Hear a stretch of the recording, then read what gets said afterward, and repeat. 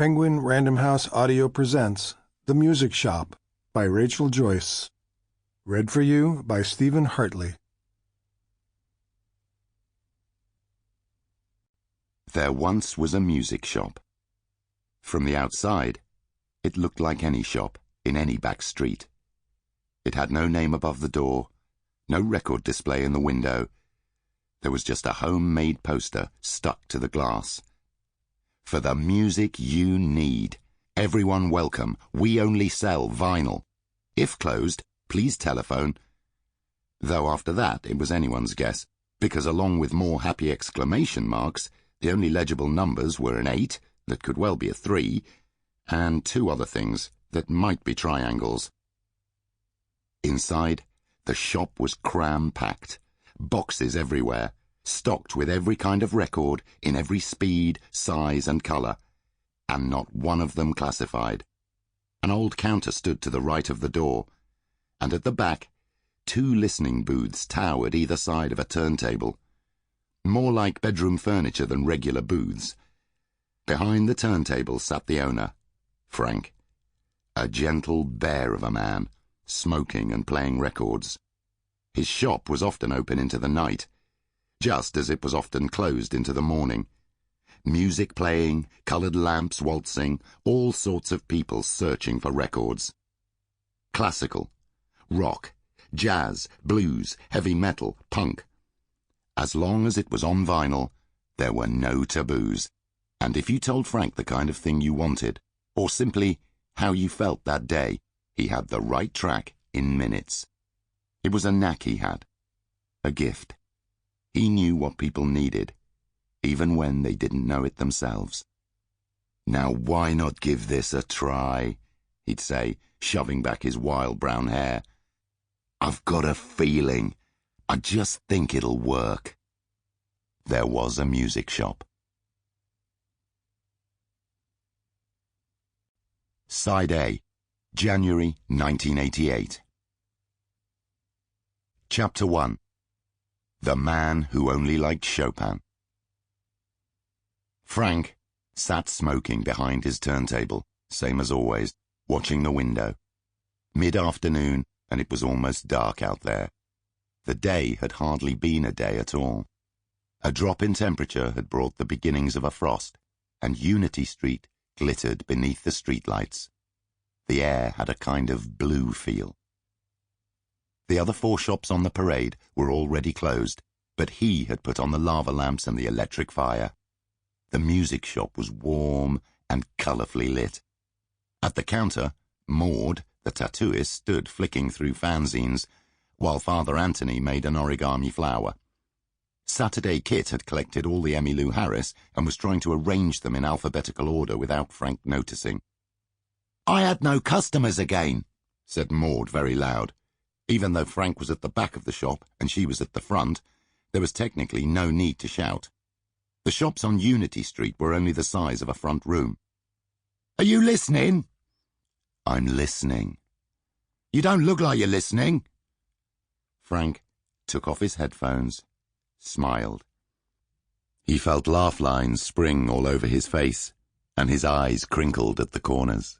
"See, I'm always listening." Maud made a noise like ham.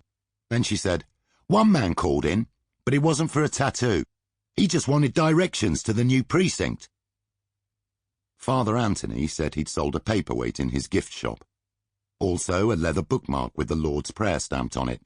He seemed more than happy about that. "If it stays like this, I'll be closed by summer." "You won't, Maud. You'll be fine." They had this conversation all the time. She said how awful things were, and Frank said they weren't, Maud, they weren't. "You two are like a stuck record," Kit told them, which might have been funny except that he said it every night, and besides, they weren't a couple. Frank was very much a single man. "Do you know how many funerals the undertakers have had?" "No, Maud." Two since Christmas. What's wrong with people?" "Maybe they're not dying," suggested Kit. "Of course they're dying. People don't come here anymore. All they want is that crap on the high street." Only last month, the florist had gone. Her empty shop stood on one end of the parade like a bad tooth. And a few nights ago, the baker's window, he was at the other end, had been defaced with slogans. Frank had fetched a bucket of soapy water, but it took all morning to wash them off. "There've always been shops on Unity Street," said Father Anthony. "We're a community. We belong here." Saturday Kit passed with a box of new 12-inch singles, narrowly missing a lava lamp. He seemed to have abandoned Emmylou Harris. "We had another shoplifter today," he said, apropos of not very much at all. "First he flipped because we had no CDs, and then he asked to look at a record and made a run for it. What was it this time? Genesis, Invisible Touch. What did you do, Frank?" "Oh, he did the usual," said Kit. Yes, Frank had done the sort of thing he always did. He'd grabbed his old suede jacket and loped after the young man until he caught him at the bus stop. What kind of thief waited for the number 11? He'd said, between deep breaths, that he would call the police unless the lad came back and tried something new in the listening booth. He could keep the Genesis record if he wanted the thing so much, though it broke Frank's heart that he was nicking the wrong one. Their early stuff was tons better. He could have the album for nothing, and even the sleeve, so long as you try Fingal's Cave. If you like Genesis, trust me, you'll love Mendelssohn. "I wish you'd think about selling the new CDs," said Father Anthony. "Are you joking?" laughed Kit. "He'd rather die than sell CDs." Then the door opened, and ding-dong, a new customer. Frank felt a ping of excitement. A tidy, middle-aged man followed the Persian runner that led all the way to the turntable. Everything about this man seemed ordinary. His coat, his hair, even his ears, as if he had been deliberately assembled so that no one would look at him twice. Head bowed, he crept past the counter to his right where Maud stood with Father Anthony and Kit, and behind them all the records stored in cardboard master bags. He passed the old wooden shelving to his left, the door that led up to Frank's flat, the central table, and all the plastic crates piled with surplus stock. Not even a sideways glance at the patchwork of album sleeves and homemade posters thumb-tacked by Kit all over the walls. At the turntable, he stopped and pulled out a handkerchief. His eyes were red dots. "Are you all right?" Frank asked in his boom of a voice. "How can I help you today?" "The thing is, you see, I only like Chopin." Frank remembered now. This man had come in a few months ago. He'd been looking for something to calm his nerves before his wedding. "You bought the Nocturnes," he said. The man wriggled his mouth. He didn't seem used to the idea that anyone would remember him.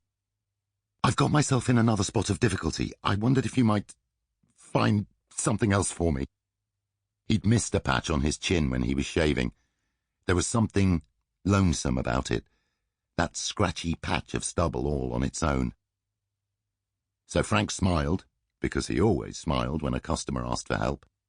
He asked the same questions he always asked.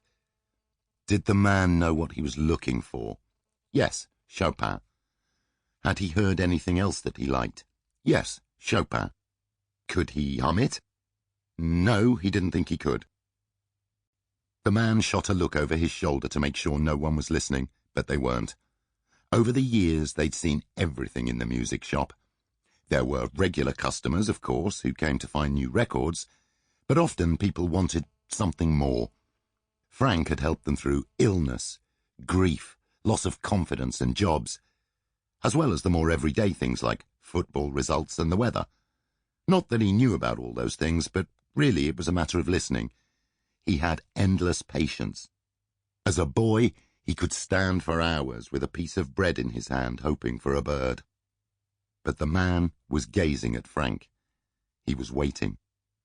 "You just want me to find you the right record. You don't know what, but as long as it's Chopin, you'll be okay." Yes, said the man. That was it, exactly. So, what did he need? Frank pushed away his fringe. It flopped straight back, but there it was. The thing had a life of its own. He cupped his chin in his hands and he listened, as if he were trying to find a radio signal in the ether. Something Sample complete. Ready to continue?